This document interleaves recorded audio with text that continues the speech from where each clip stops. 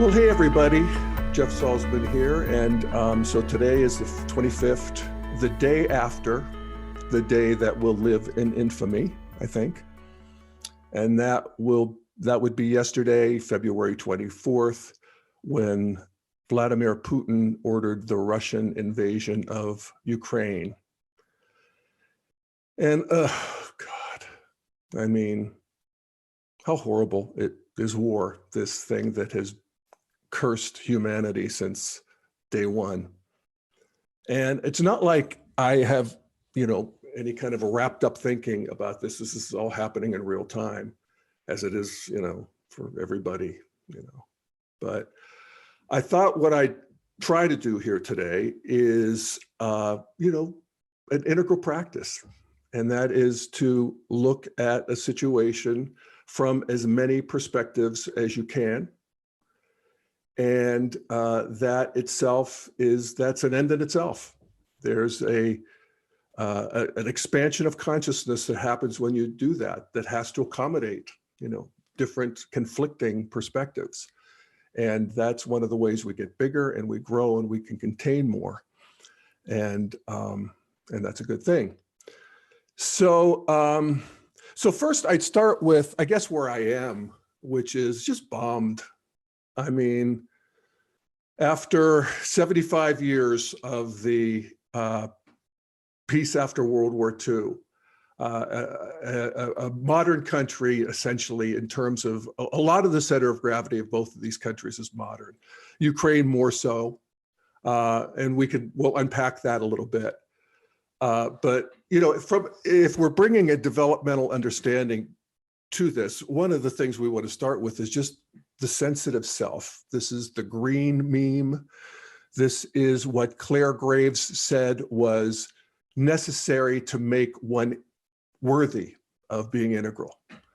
And that is that you feel the pain of the world. And, especially the suffering of the innocent, And so that's one of the things we want to do. And is an enormous, well, let me just play a little bit of what a couple things I collected here. This is a shelling from last night of a hospital in Ukraine.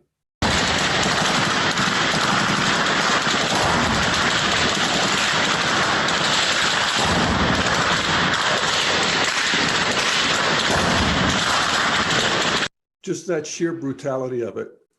This is a mother and child looking at the wreckage of their apartment building. And it goes on and on and on. I mean, this is one of the fruits, I guess, if you will, of the postmodern media environment where everything's filmed, everything is instantly available talk about taking perspectives. Oh my God, it's just endless. And that's sort of a de facto evolutionary engine that is going on in the world as we take in so much from this. Myself, one of my interests is the history of war and, these war documentaries and books and, just this suffering of, you see the woman on Facebook or wherever I saw it, just where do I go? What do I do? That kind of thing. We also want to put it in some context that this is actually an ongoing thing since 2014 with the invasion of the Crimea. And there have been in this interim 14,000 people who have died and millions who have fled their homes. And this is, the old bugaboos of war. And the US has done it. It's done it in Afghanistan and other places, drones. And, I could argue that there's a evolution of warfare that has fewer collateral victims, but they're still there. And it's as bad as it ever was for them. And we want to notice that and feel into that because it helps us to not just run away with the rest of the insights. And they're not that great either, actually. So if we look, so that's sort of that green sensitive self. Let's look at the orange rational self and see that You know, this is definitely the end, or at least the very significant exception to the Golden Arches principle, which is a principle that Thomas Friedman, the dean of the foreign policy establishment at the New York Times, has called, well, it's the Golden Arches principle, which says that no modern country has ever declared war on another, I'm sorry, no country with a McDonald's has ever declared war on another country with a McDonald's. And so, you know, that this is what is, you know, especially troubling about this, because like I said, these are countries that have a lot of modern sensibilities. They're integrated into the modern world in very many ways. We have the, you know, space station with them. We're building the collider with them. We're all cooperating in so many ways. We're connected with this internet, even though, you know, it's being controlled and whatever. There's a, you know, huge new layers of, you know, modern sensibilities. And this is a breaking of that. I don't think it's a breakdown of that. I think if anything, modern mores will be strengthened by what happens if we look at a 10-year picture here, because I can't imagine that Putin is going to find this worth the trouble, but we'll see. So anyway, the modern world is doing what the modern world does, and that is trying to turn off all the spigots, all the connections to Russia, particularly among the, you know, inner circle and the Putins and their kids and the money and, you know, the banking system. And of course, Russia has their modern means too of turning off the energy. And so, you know, we'll see the war happen, if you will, the sanctions and so forth happening at this level too. And Russia says that they will, you know, if they're shut out of the West, they'll turn east and they'll work more with China. And, you know, there we have the cooperation of autocracies. And there's a lot of similarities and there's a lot of differences between the type of autocracies that Russia and China are at this point. But, you know, China has, you know, moved into, at least in the world of the world of technology and culture too, in many ways, have moved into the modern world and have become a manufacturing juggernaut. Not so true with Russia. Russia has been saddled with corruption in a way that China has, you know, tried to and has succeeded in cleaning a lot of that up. So, you know, different cultures, different ways of moving forward. But if we get into the, you know, sort of leave the modern rational sensibilities and how the modern world is dealing with this, then we can get into some of the interesting earlier stage stuff from the traditional level of blue, amber in the Wilberian model, the mythic truths. And both of these countries are working to bring back the mythic truths of, in the case of Russia, the Russian Orthodox Church. In the case of China, bringing back a reverence for Confucianism. And Xi Jinping is all in on that. Greater Mother China, you know, and same with, you know, the motherland of Russia. There's a tweet here I have from Putin that he says, for the United States and its allies, this is a policy of containing Russia with obvious geopolitical dividends. For our country, it's a matter of life and death and a matter of our historical future as a nation. That's an interesting statement.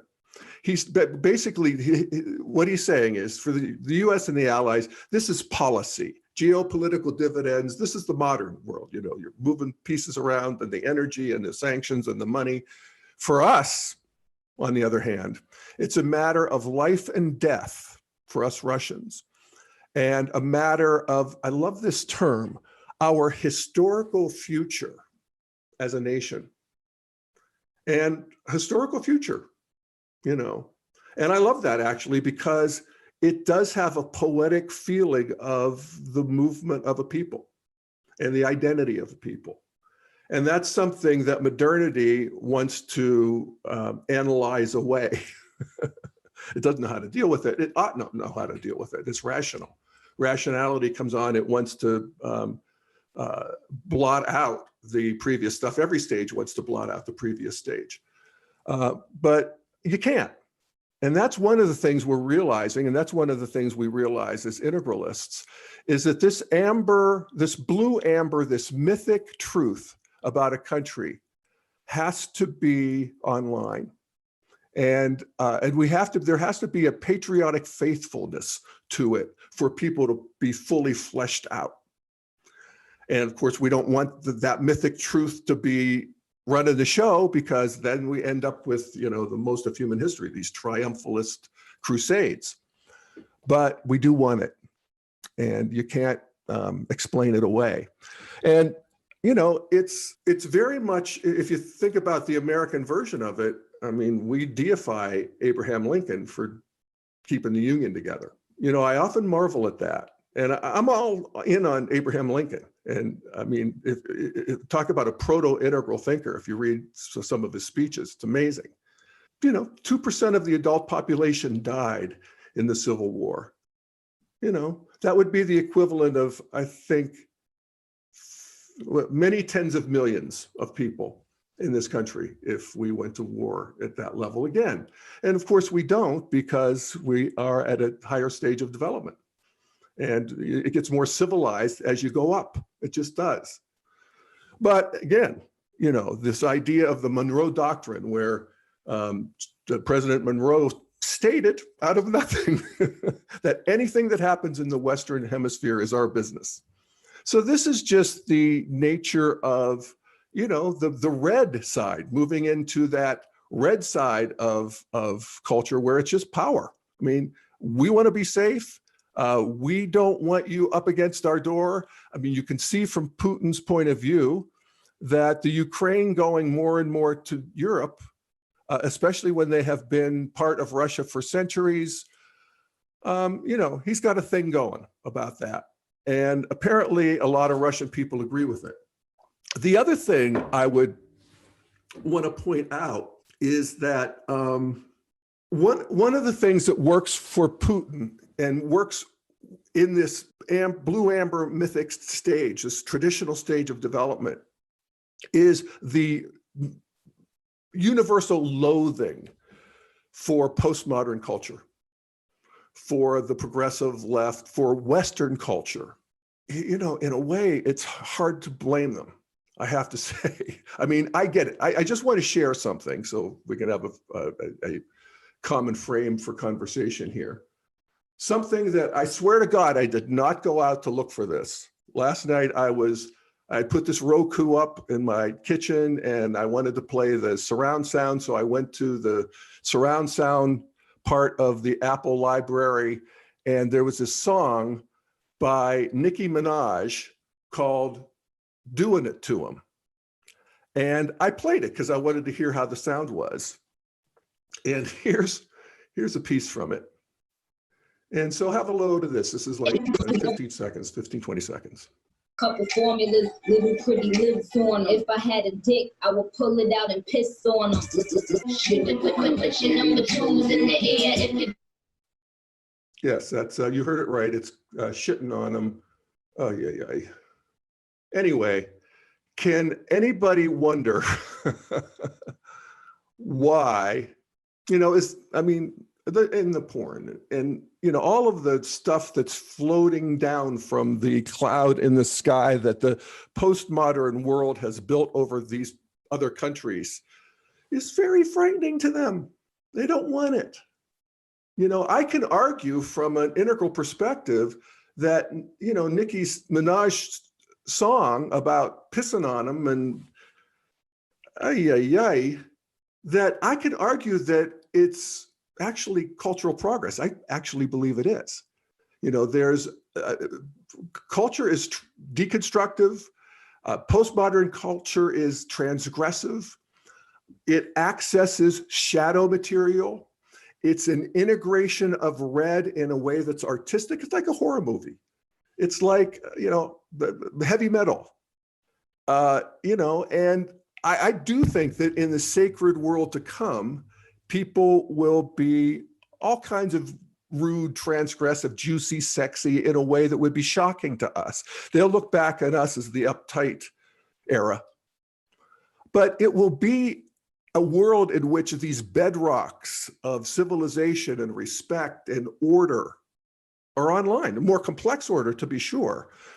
But, so I can make an argument for Nicki Minaj, but I can't expect somebody at the traditional stage of development or even modern to get it. I mean, just it's challenging, but again, welcome to evolution. So anyway, I remember talking to a Russian friend. There's a lot of Russians and integralists and Ukrainians who are into integral theory. In fact, there was a whole movement in the Ukraine that I was aware of at one time. I don't know what's become of you. I hope you're listening. If you are, let me talk to, let me know. Jeff at Daily Evolver. I would love to hear how you're doing, Russian and Ukraine, if you have any, integral thoughts on this.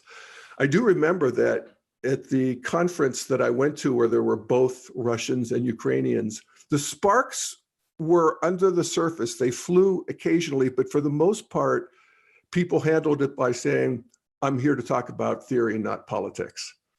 And fair enough. So anyway, I do remember that one of my Russian friends told me that Russia is in the position where it's still trying to install traditionalism, install people stopping at red lights and following the rules and basic, conventional order. And prior to that, the economy can't work. The corruption is another word for pre-modern economies. In pre-modernity, they work. You scratch my back, I'll scratch you. Your enemy's my enemy. I'll be, a friend. It's all kinds of situational cooperation. Does anybody really trust anybody? No. Would people take advantage if they could? Yes, and they do. And so, that's one of the big differences between Russia and China.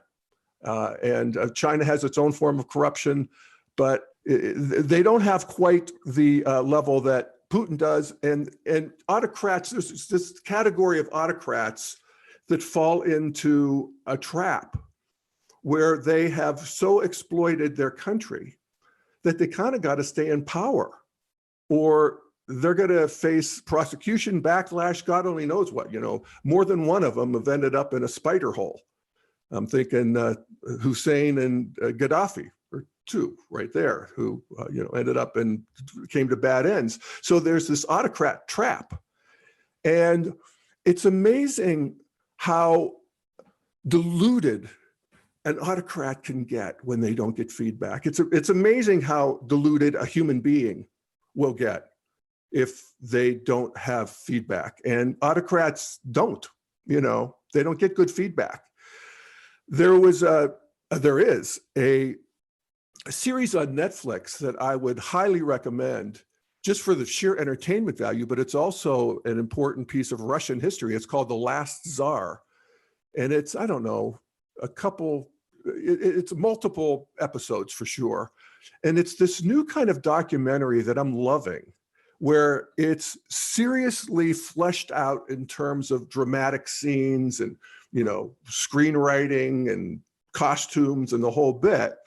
But then there's also experts and there's pictures from the real time, and there's it's a documentary. And this is one of them, and it's about the Tsar, the last Tsar, Czar Nicholas II and his wife, Alexandra. This is the era before the Russian Revolution, so up to 1918, I guess, 1917. And the Tsars, the Romanov family, had been Tsars for a couple hundred years, and they just sort of thought that's the way it was, and that they were put there by God, and God would take care of them. And at the same time, people were starving. The secret police, his own secret police, were everywhere. His military shot civilians regularly. But, you know, his wife would tell him, "You're the people's father. They love you." And I remember the scene where Nicholas and his son, who then of course his son has been raised to be the next Tsar. He's a young teenager at this point, and they have been exiled and things are falling all apart all around them. And basically kidnapped is what they were. And the son asks Tsar Nicholas, "If I'm God's choice to be the next Tsar, then why did God let this happen?" And Tsar Nicholas's response was great. He said, "Perhaps God is just testing us." Yeah, well, you know, a lot of people go down for the count with God's name on their lips. I'm actually seeing more and more emphasis being given to this, and I'm happy about it in the media, you know, among the commentariat. And that is that Putin is a sincere believer. You know, maybe not in God in the way that, you know, golden rule and all that good stuff, but in terms of this spiritual, mystical Russia that needs to be reintegrated and protected from the corruption of the West, you know, which I just gave an example of, at least from their perspective. So, you know, the autocrat, Putin, has done the autocrat move, which is to conquer and take territory. And boy, I just can't imagine that this is going to go well for him. And you know, there is that you know, when people become modern. I remember during the Arab Spring, I did a piece on, I'm trying to remember his first name. I think his last name was Garoub. He was one of the leaders of the Egyptian Arab Spring. And he's modern. He worked for Google. You know, he was online and all this stuff. And he was interviewed and he said, what it came down to was, I'd rather die than be conquered. I'd rather die than live under the thumb of the secret police. I would have rather died. And that's why I was out there, and I could have died. And that's, you know, modernity brings that online. It's very hard to subject a modern person to tyranny when they're used to having their freedom. So bad luck to you, Putin. I wish you bad luck on this. And I don't think you're going to need it. Yeah, I mean, if indeed the integral practice is to see into these various worldviews and points of view and become sensitive to the suffering, become rational, become more mythical, become more juicy and powerful, you know, all of these things, become more deeply magical in deep community with other people. That whole spiral, we want it to be lit up. The opportunities we have to do that are just endless. I mean, you can watch talk shows in the Ukraine, you can see citizen journalists, you can listen to the smartest people in the world opine on this stuff. And, you know, and Putin, they're all talking, everybody, nobody, it's not secret. It's not like the bunker back in World War II, where nobody knew what anybody was thinking. Everybody knows, or at least, you know, their particular brand of spin or disinformation. It's taking an ever more complex mind to, you know, figure this out and to work with it. But again, welcome to evolution. I see the end of the finite end of my ability to handle the complexity of it, but that's why we get lifetimes. At least one, right? Okay, well, that's it. And I appreciate you joining me. And you can check in on my stuff at dailyevolver.com. You can leave a voice message there for me. You can write me at jeff@dailyevolver.com. And I'll be back here next week. Jeff Salzman signing off. See you then.